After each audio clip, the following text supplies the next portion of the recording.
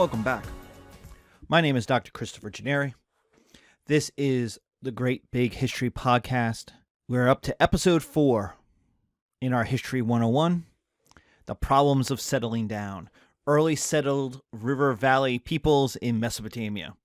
So, the ancestors of modern civilization, of modern urbanization, of modern cities, of 99 point whatever percent of humans on Earth, we start here. But we don't start quite with the settling down. We have to start with a theme. And this is going to be the theme of our course from here on in. And that's two themes, legitimacy and trauma. We talked a little bit about legitimacy earlier. It's the ability to get other people to accept your right to tell them what to do. It is the ability to get other people to accept your right to tell them what to do. And from here on in, we have to discuss how different civilizations, how different settled civilizations will figure out legitimacy. Because how do you figure out legitimacy when you're not at war? Or you might not starve all the time? How do you gain legitimacy in a settled society? And different societies will have different methodologies.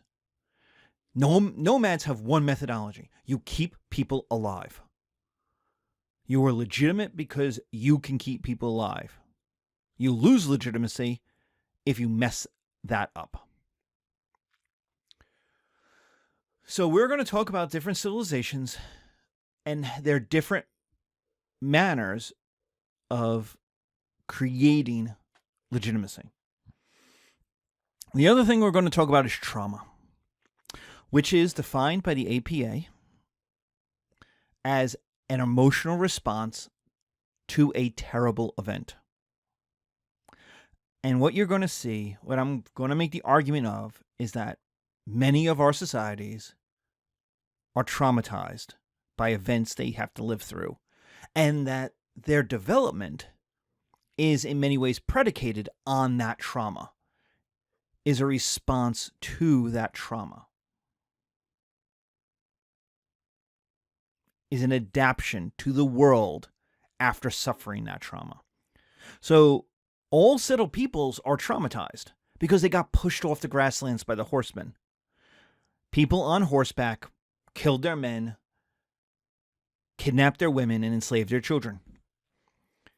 They got pushed into the marshes, into the river valleys, into the mountains, into the forests, into these places with less movement and less food. There's less simply to eat in the places they got pushed. Your goats eat less. Your sheep eat less. It's harder to find game to hunt in the forest. Small game, sure. Squirrel, maybe. But you try running after a deer in a forest. It ain't gonna work. And so survival is a problem. Especially in the earliest days. Because war equals defeat. If you go out and fight the nomadic horse peoples, when you yourself do not have horses, you will get crushed. So they are facing defeat in war. And starvation is a probability. Certainly it's a possibility, but at this point, it's a probability. So our early settled societies are all traumatized because the life that they knew on the steppe, on the great grasslands, is over. And now they have to adapt. What was their solution? The domestication of plants. How? We don't exactly know. Was it women throwing seeds? We don't exactly know. Was it the noticing that where they threw the seeds and they came back the next year, things had grown? But the idea is farming, the domestication of plants, the ability to make plants reproduce in a way that created food for humans to eat. And we're going to have, if we've had a massive change on dogs, that's nothing compared to what we've done to plants. You could take, if you're looking at the video, you could take a look at corn, where wild corn is these little triangular little kernels, whereas cultivated corn is this massive yellow, very bright, round thing that looks nothing like natural corn, wild corn. Wheat has gone up 5, 6, 8, 20 times the weight, the size of what it used to be in wild wheat.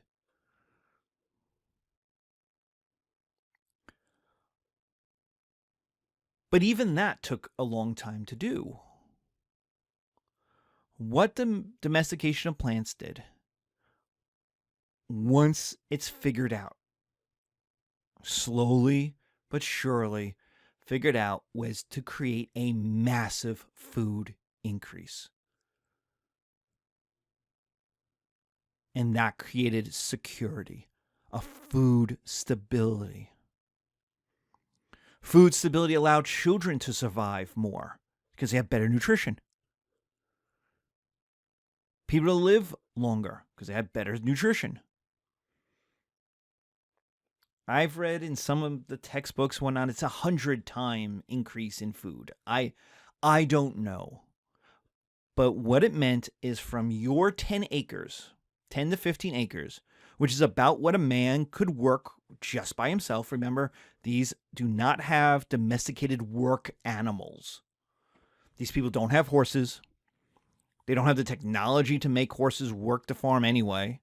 So even those people who settle, who did have some form of horse domestication, lost that ability because the horses needed more food than could be produced on these wheat farms.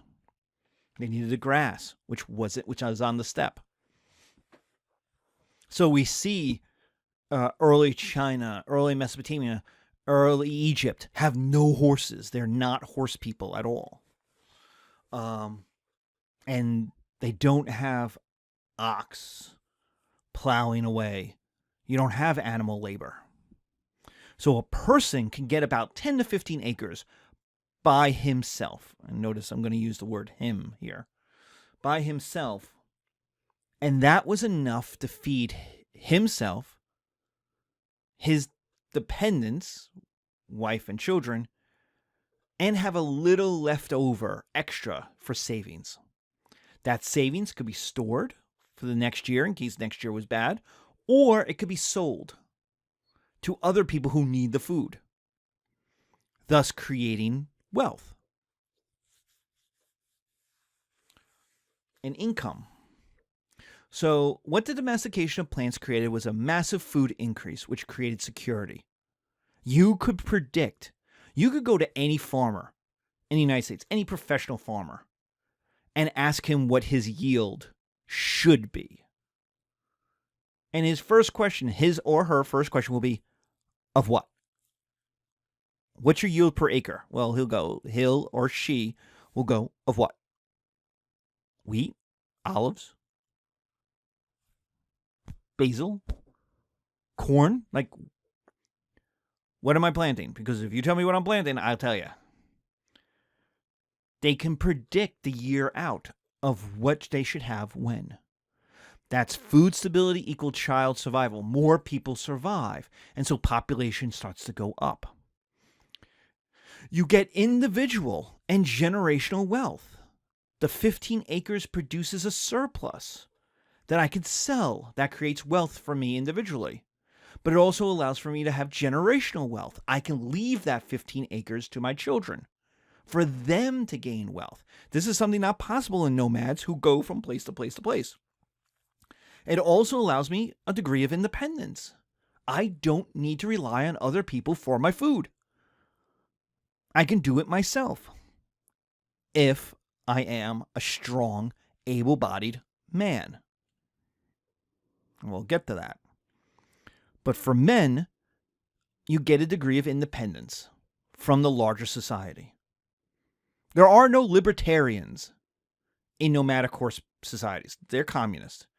You'll start to get libertarians, the people who are like, I can live on my own, I don't need other people, here in settled societies, where their wealth goes up and they start to think, I am above the problems of supply and demand. It turns out they're not. They'll get sucked down into it in a whole variety of ways we'll talk about. Libertarianism is a bad political philosophy because you can never really be outside of other people. You still need people because you cannot be independent on your own. That's the way it works. But we'll get into that. So, what are the problems with settling? There is a long history of disliking settled civilization. From the noble savage to libertarians. Sigmund Freud's Civilization is Discontents. The idea, if you go to Disney Paris and go to the park and see the Wild Bill show, it's all about how the natives, the Indians, have this mystical connection to Mother Earth that settled peoples, civilized white men don't have. The noble savage. That there's a long history, and it's in our oldest story, Gilgamesh, of there being something corrupting about settled civilization, that we were meant to roam the steppe, that we were meant to be free, not tied to this 10 acres of land. And all the things that come out of that. That somehow this is unnatural. So if you read Brave New World or Robinson Crusoe or even a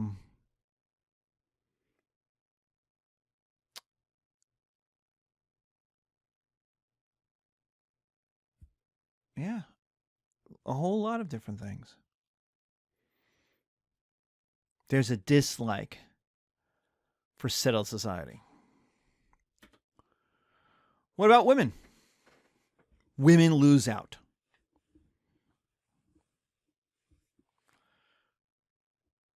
As Claire Short wrote, most of us women like men.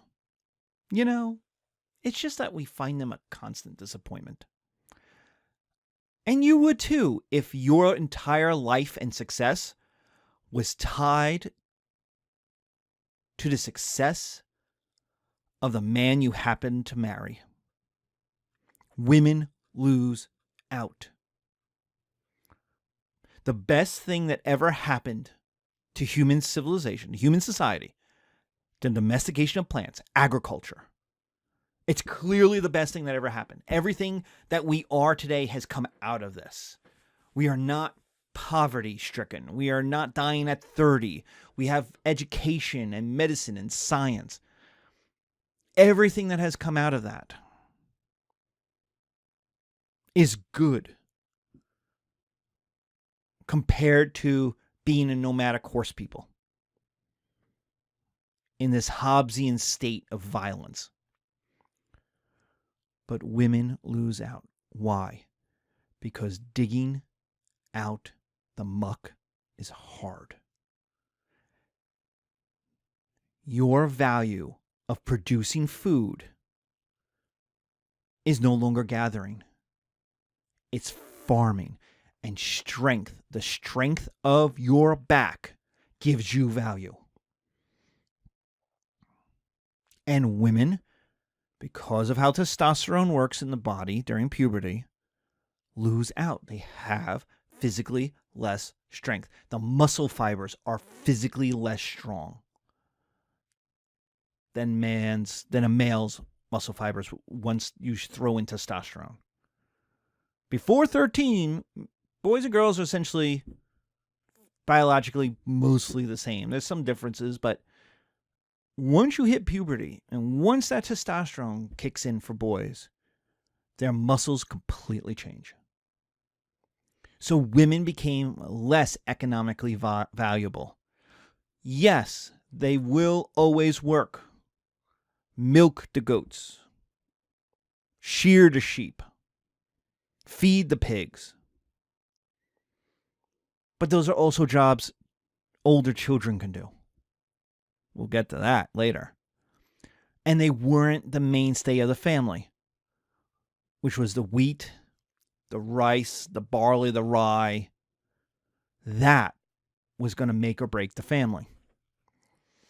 And so women were less economically valuable. They're less economically independent. And so they lose their rights and independence. They become reliant on their father or husband for success.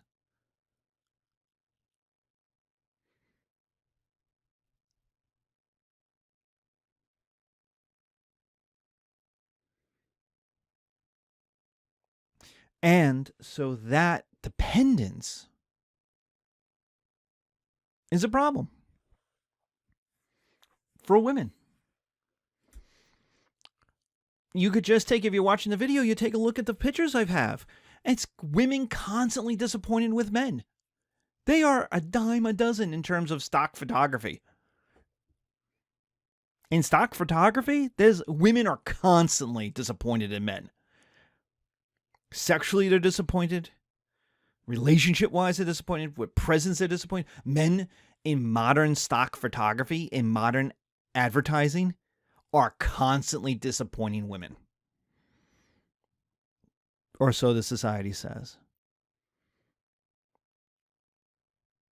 But part of the problem is a lack of independence. Women are reliant on a man not messing up, not forking up. Because they're being dragged along with that success. If they marry badly, it's bad for them and their children and their grandchildren. And so women lose out. Neighbors are a problem with settling down. They can steal or exploit you.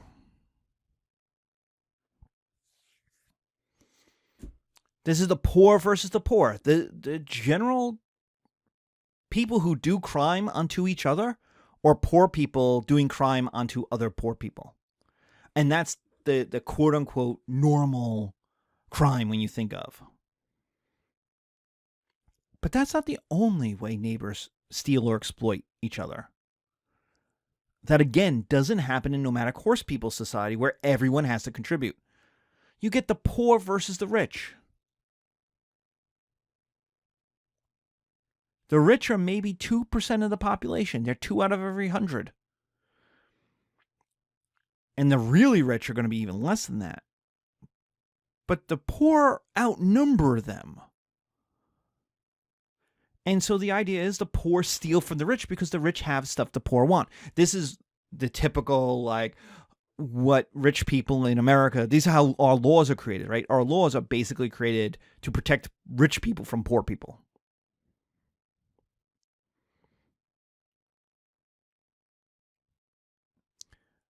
But there's also rich versus poor as well. There's the opposite of that. Rich people steal money. They steal time from poor people. The president does this, has bragged about doing this multiple times. He'll hire someone to do a job. The job will be done. He'll say, I'm not paying you what I said I would pay you.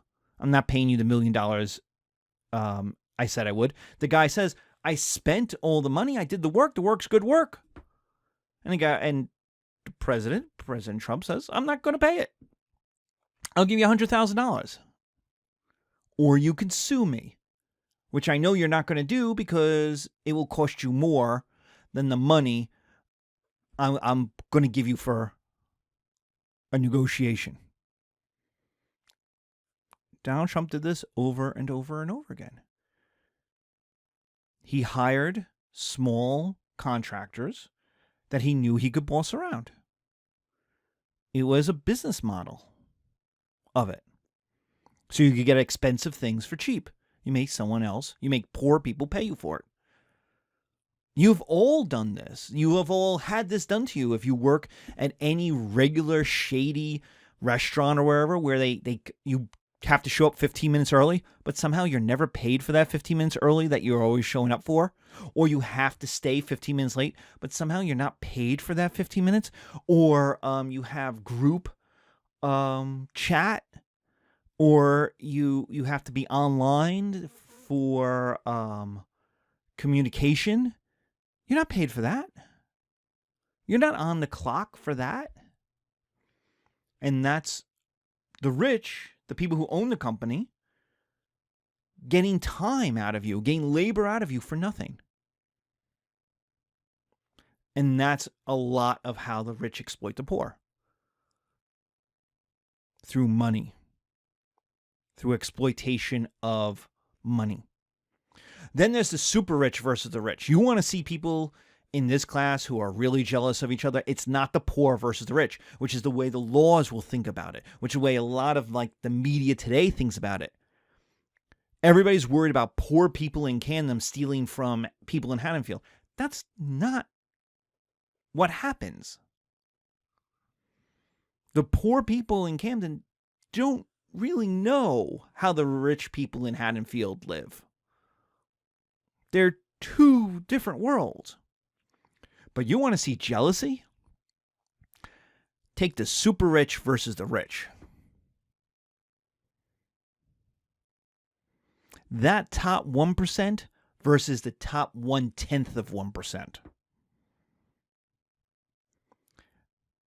Because the super rich, that top 1/10 of 1%, have more money than they'll ever spend ever. Their grandchildren's grandchildren's grandchildren will never have to work. And the rich know they could get there if those super rich got out of the way. If you watch a show like Succession, if you watch Game of Thrones, this is the super rich and the rich dealing with each other. You very rarely deal with the peasants. But the super rich, the 5 great families, versus the rich, the Boltons and the secondary families who are not in charge of the North but want to be in charge of the North or the South. These other families that are all rich, but they're not as rich as the Lannisters. They're not as well regarded as the Targaryens, right? They don't have the legitimacy of the Targaryens. So a lot of our fight is not the poor versus the rich and the rich versus the poor. It's actually the super rich versus the rich and the rich versus the super rich, which is a lot of where our conflict, even in today's politics, is happening. 3, another problem with settling down is you become dependent on nature. Nomadic peoples can move from place to place to place. They could avoid winter storms. Settled people can't. We're at Camden County College. We're in Philly. We cannot avoid a snowstorm that hits Philly. We cannot move out of its way. We cannot go for a spring to warmer climates. Our life, our property, our money, our income is in this place. Our possessions are in this place. So we get hit with 2 feet of snow. We have to deal with 2 feet of snow. We can't avoid it. Hurricanes, the same way. Tornadoes in the Midwest. You are dependent on nature not to destroy you. And think about how problematic that is. You need it to rain, but not too much. You need the sun to shine, but not too much. You need the river to flood, but not too much. You need a lot of things to happen, but not too much. If any of them happen too much, you could starve. So you're totally dependent on nature. And finally, the nomads are still out there. The nomads haven't gone away. And they're professional soldiers. And you play around in the muck with your wheat. Ooh, you got wheat. They will shoot you in the face with their arrow from 100 feet away and not even slow down doing it. The nomads are still out there. They are still dangerous. You do not want to get into a fight with them. So what is the solutions to these problems going to be that we're going to deal with in our next episode? Government. It's going to be government. It's going to solve those 4 major problems. All right, thank you. This is our end to settling the problems of settling down. See you in the next episode where we deal with the solution.